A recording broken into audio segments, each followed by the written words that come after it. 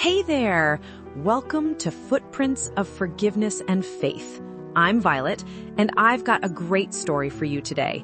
Whether you're returning or just tuning in for the first time, welcome. I'm so glad you're here, and I hope you stay for the astonishing authority you're about to witness as we embark on the book of Matthew, chapter 9. And FYI, chapters 1 to 8 are available in the playlist, so be sure to subscribe to watch the book of Matthew unfold, along with daily shorts and other faith-based content. We're back at the heart of the action, right after Jesus performed an astonishing series of miracles that proved his authority over creation itself in chapter 8. He's returned to Capernaum, the center of his ministry. And if chapter 8 was about power, chapter 9 is about purpose. It's where he stops proving that he can heal and starts showing why he heals, directly challenging the religious establishment on what truly matters, not ritual purity, but forgiveness. Prepare yourself because in Matthew chapter 9, we witness a rapid-fire series of healings, including 2 instantaneous resurrections that confirm his divine mission, while simultaneously revealing the stunning spiritual blindness of those who think they know God best. So let's get into it, shall we? The journey that began with a catastrophic storm and an expensive exorcism in Gentile territory now concludes with Jesus returning to his own town. And getting into a boat, Jesus crossed over the Sea of Galilee and came to his own city. Matthew 9, verse 1. His own city was Capernaum, the heart of his ministry. The crowds knew he was back, and they immediately brought him their hardest case. It was a man, paralyzed, lying on a stretcher, carried by desperate friends. This man's condition was not just a physical ailment, it was a deeply symbolic one, as paralysis was often seen as divine punishment for sin. And they brought to him a paralyzed man lying on a stretcher, and seeing their faith, Jesus said to the man who was paralyzed, "Take courage, son, your sins are forgiven." Matthew 9, verse 2. Seeing the faith of the friends who had the audacity to tear open a roof to get to him, Jesus addressed the core issue. Not his legs, but his soul. He didn't offer a healing, he offered forgiveness. A claim that, in Jewish theology, only God could make. The people with the real problem weren't the paralyzed man or his friends. They were the scribes, the professional theologians and teachers of the law sitting there in judgment. The moment Jesus claimed to forgive sins, they didn't utter a word. They reacted internally. And some of the scribes said to themselves, "This man is blaspheming." Matthew 9, verse 3. They understood the theological implication perfectly. Jesus was claiming divinity. And yet, Jesus, who could read not just their actions, but their silent, critical thoughts, immediately called them out. And Jesus, perceiving their thoughts, said, "Why are you thinking evil in your hearts?" Matthew 9, verse 4. He wasn't just a miracle worker, he was a mind reader. Jesus then presented them with a simple, devastating challenge that cut through their legalistic theology. He posed a question that defined the entire nature of his authority. Which is the harder action? For which is easier, to say, "Your sins are forgiven," or to say, "Get up and walk"? Matthew 9, verse 5. Forgiveness, while invisible and therefore unverifiable, is the greater, more profound claim. But healing, which is immediately verifiable, would prove the authority required to make the invisible claim. He was saying, I will prove the greater spiritual authority by demonstrating the lesser physical power. He did this to validate the true core of his mission. But so that you may know that the Son of Man has authority on earth to forgive sins, then he said to the paralyzed man, "Get up, pick up your stretcher, and go home." Matthew 9, verse 6. With that simple, powerful command, a double miracle occurred. The result was instant and irrefutable. The paralyzed man, who was just lowered through a roof, was now perfectly whole and walking on his own power. And the man got up and went home. Matthew 9, verse 7. It's an undeniable, public, and embarrassing defeat for the scribes who had just accused Jesus of blasphemy. The crowd, however, was in absolute awe. They hadn't seen a theological debate. They had witnessed a miracle that restored both body and soul, and they saw a power being wielded that they could only attribute to the divine. But when the crowd saw this, they were awestruck, and they glorified God who had given such authority to men.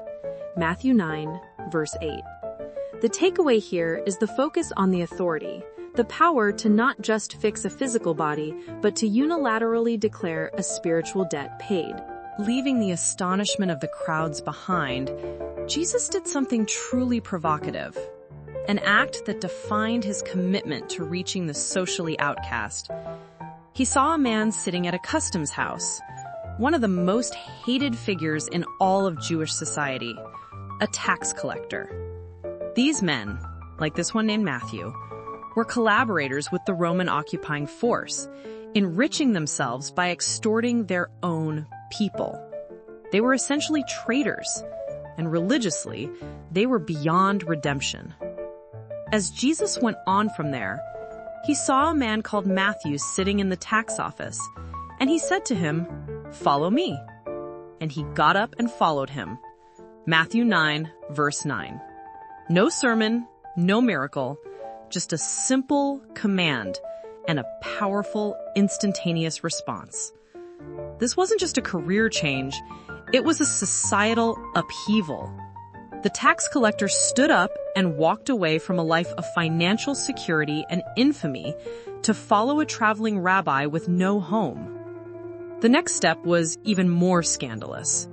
The newly called disciple, in a moment of celebratory generosity, hosted a feast for his friends, who were, naturally, other tax collectors and various known sinners.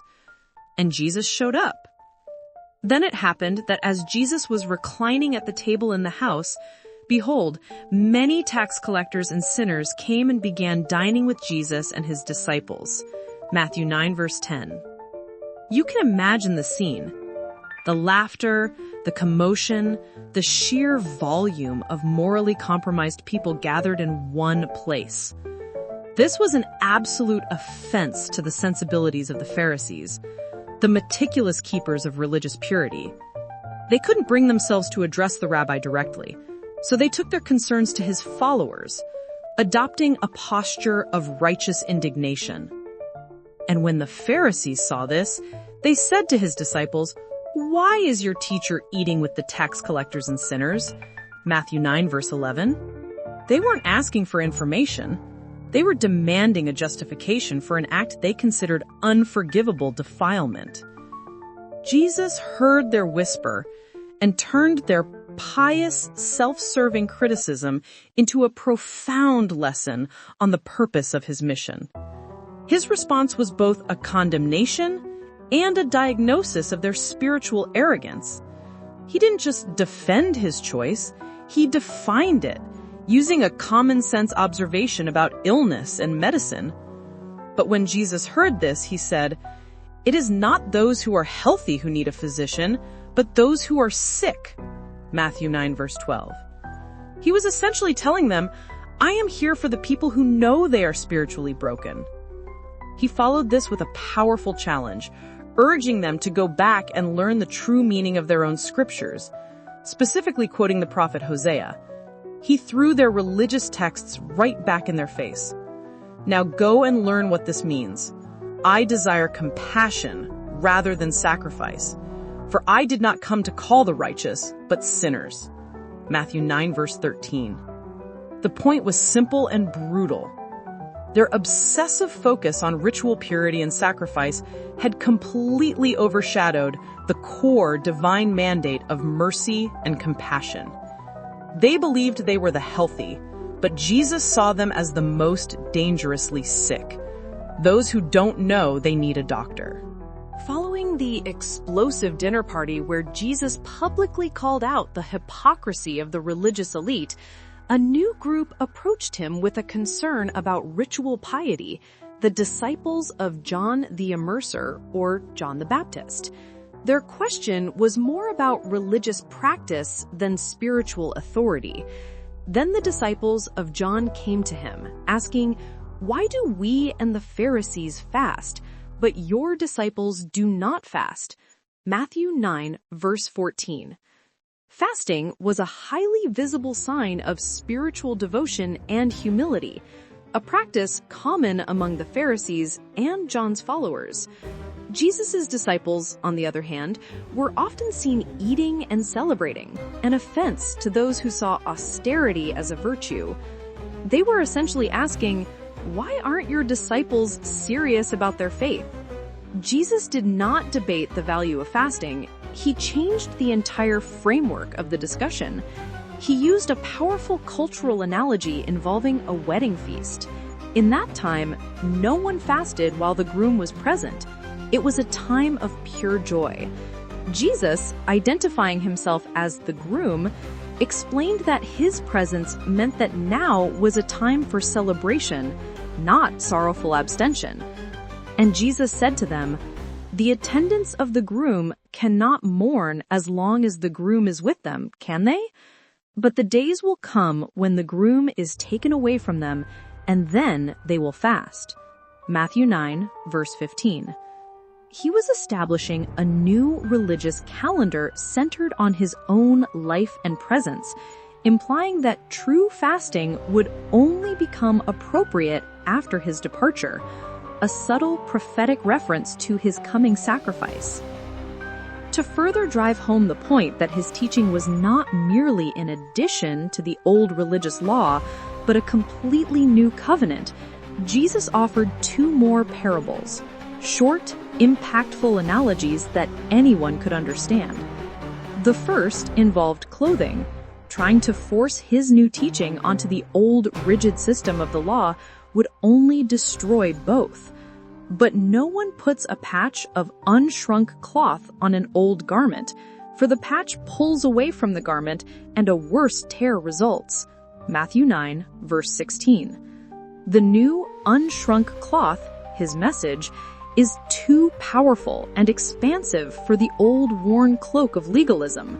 If you try to combine them, the old structure will simply tear apart when the new fabric expands. The second analogy, equally powerful, involved wine. Just like the wine analogy, new wine is still fermenting and needs the flexibility of a new wineskin. Putting the powerful, transforming nature of his message into the brittle old structure of the Pharisees' legalistic traditions would only cause that old system to burst and the valuable new content to be lost. Nor do people put new wine into old wineskins. Otherwise, the wineskins burst and the wine pours out and the wineskins are ruined. But they put new wine into fresh wineskins and both are preserved. Matthew 9, verse 17. This wasn't a call to slightly adjust the Jewish law.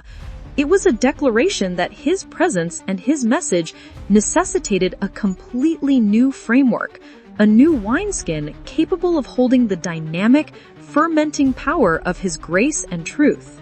Right in the middle of teaching about new wineskins, the ministry was interrupted by a desperate figure, a prominent synagogue official. This man was one of the local leaders, a figure of authority and respect. Yet he came to Jesus, the controversial rabbi, and knelt before him. It was a radical act of humility that revealed his utter despair. While he was saying these things to them, behold, a synagogue official came and bowed down before him and said, "My daughter has just died, but come and lay your hand on her and she will become alive again." Matthew 9, verse 18. His faith was astonishing. He did not ask for a healing, but for a resurrection, believing that a single touch from Jesus could restore life to his deceased daughter. Without hesitation, Jesus accepted the call and followed the grieving father. Jesus got up from the table and began to accompany him along with his disciples. Matthew 9, verse 19. The slow march through the crowded streets of Capernaum was abruptly halted. Pushing through the thick throng of people, a woman reached out. She was not only ill, but ceremonially unclean due to an affliction she had suffered for 12 long years. This condition had made her an outcast, socially and religiously contaminating anyone she touched. Yet in a final act of desperate faith, she pressed through the crowd, not daring to speak or ask, but only hoping to make the most minimal contact. And behold, a woman who had been suffering from a hemorrhage for 12 years came up behind him and touched the border of his cloak. For she was saying to herself, "If I only touch his cloak, I will get well." Matthew 9 verses 20 and 21. She believed that Jesus' power was so pervasive and immediate that even the fringe of his garment carried the healing she needed.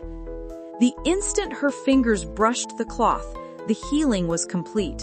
Jesus, perceiving that power had gone out from him, immediately stopped and addressed the woman. He didn't rebuke her for the ceremonial defilement. Instead, he affirmed her faith. But Jesus, turning and seeing her, said, "Daughter, take courage. Your faith has made you well." And at once, the woman was made well. Matthew 9 verse 22. This was not a passive, accidental healing. It was an act of divine attention that singled out an outcast and publicly restored her, not just to health, but to her place in the community.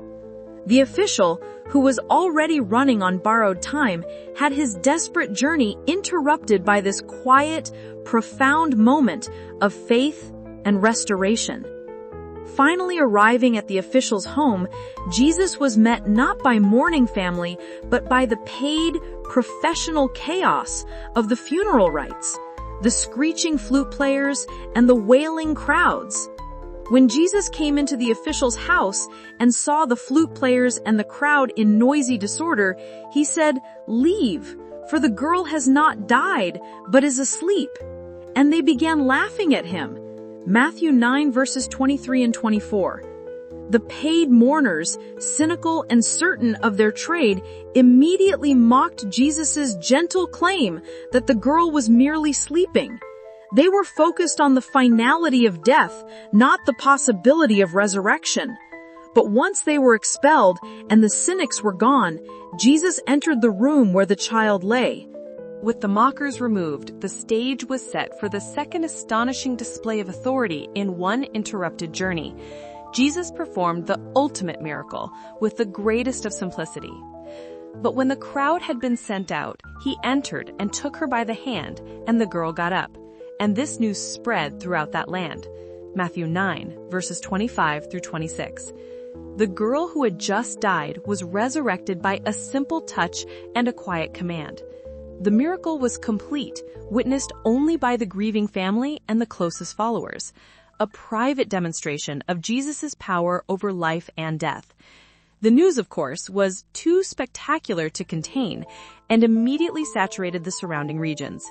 Following the restoration of the official's daughter, Jesus continued his journey, leaving the scene of the resurrection. But he couldn't travel unnoticed. In a moment of high drama, he was pursued by two blind men whose only hope lay in appealing to his identity.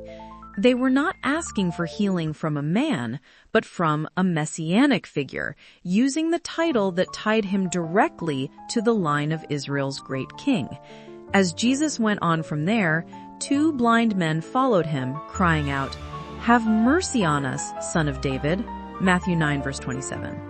Their spiritual sight in this moment was clearer than the physical sight of the scribes and Pharisees. Jesus did not stop in the street to address their public outcry.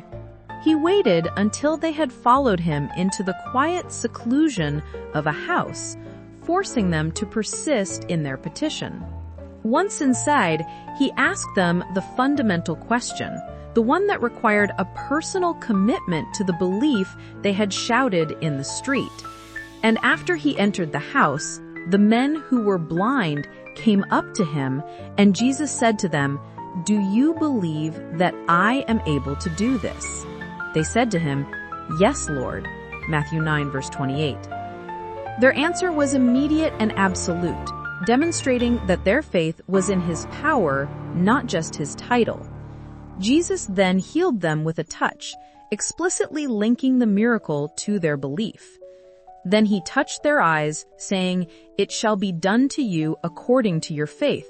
Matthew 9, verse 29. The healing was instant and complete. The two men who had stumbled into the house now saw the light of day. But Jesus, ever mindful of the gathering opposition and the need to manage the excitement, gave them a strict, urgent warning. He told them to keep this miracle absolutely quiet. And their eyes were opened, and Jesus sternly warned them, saying, "See that no one knows about this." Matthew 9, verse 30. This command was, of course, futile. The intensity of their newfound sight and their gratitude was too immense to contain, and the news of their transformation quickly eclipsed the command for silence. But they went out and spread the news about him throughout all that land. Matthew 9, verse 31. Before the astonishment of the healed blind men could subside, another urgent case was brought forward, one that was equally devastating, a man who was mute because of a demonic possession. This was not a physical inability to speak, but a spiritual one, caused by a malevolent entity. And as they were going out, behold, a demon-possessed man who was unable to speak was brought to him. Matthew 9, verse 32.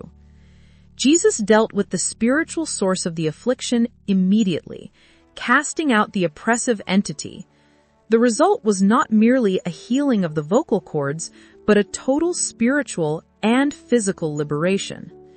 And after the demon was cast out, the man who was previously unable to speak talked, and the crowds were amazed and were saying, "Nothing like this has ever been seen in Israel." Matthew 9, verse 33. The people were utterly stunned by the concentration of miracles, openly declaring that Jesus' power surpassed anything they had ever witnessed in their history.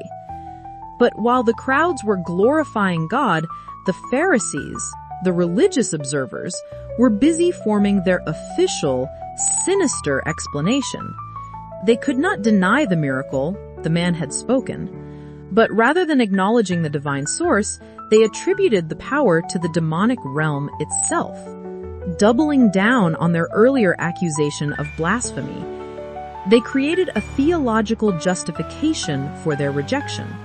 But the Pharisees were saying, "He casts out the demons by the ruler of the demons." Matthew 9, verse 34.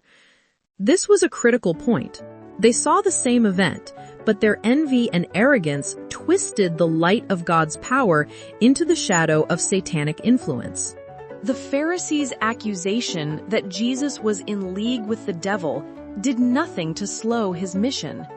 He simply continued his work, establishing a powerful pattern of ministry that defined his purpose. Jesus was going through all the cities and villages, teaching in their synagogues and proclaiming the gospel of the kingdom and healing every kind of disease and every kind of sickness. Matthew 9, verse 35. His work was threefold. He was educating people in the synagogues, announcing the good news of the kingdom in the streets, and backing up his words with dramatic acts of compassion and power. He was a traveling, living expression of God's complete authority and mercy. It was the sight of these crowds, lost and desperate, that moved Jesus to the core. He didn't see them as a problem to be managed or a group to be judged. He saw them through the eyes of a true shepherd. They were wandering aimlessly, exhausted, and vulnerable, like sheep without a leader, easy prey for the predatory wolves of false doctrine and exploitation. Seeing the crowds, he felt compassion for them because they were distressed and downcast, like sheep without a shepherd. Matthew 9, verse 36. The key word here is compassion, a visceral feeling that moved him to action. He understood that their greatest need was not for healing, but for spiritual leadership, teaching, and protection. His assessment of the spiritual need was clear and startling. He saw the vast potential for salvation, the harvest, but noticed the severe lack of people willing to gather it. The harvest was huge and ready, but the workers were few. Then he said to his disciples, "The harvest is plentiful, but the workers are few." Matthew 9, verse 37. The final command of this chapter, therefore, was not a command to go out and preach, but a command to engage in the most basic act of faith, prayer. The disciples could not create the workers, but they could ask the one who owned the field. Therefore, plead with the Lord of the harvest to send out workers into his harvest. Matthew 9, verse 38. With this call to prayer, Jesus concluded the chapter by shifting the focus from his own miraculous power to the crucial need for human participation in God's mission. Matthew chapter 9 is the clearest declaration yet of Jesus' true mission. He came not merely as a prophet or a healer, but as God's Son with the ultimate authority. He started by forgiving sins, a claim so profound it was met with immediate accusations of blasphemy. Every subsequent miracle, calling the outcast like Matthew, raising the dead, opening blind eyes, casting out demons, served as undeniable proof that he possessed the power required to back up that spiritual claim of forgiveness. This chapter proves that physical healing is merely a dramatic sign of the infinitely more important spiritual power to forgive sins. The chapter's great paradox is the spiritual blindness of the religious elite. They witnessed God's power and chose to label it demonic, highlighting their profound arrogance and envy.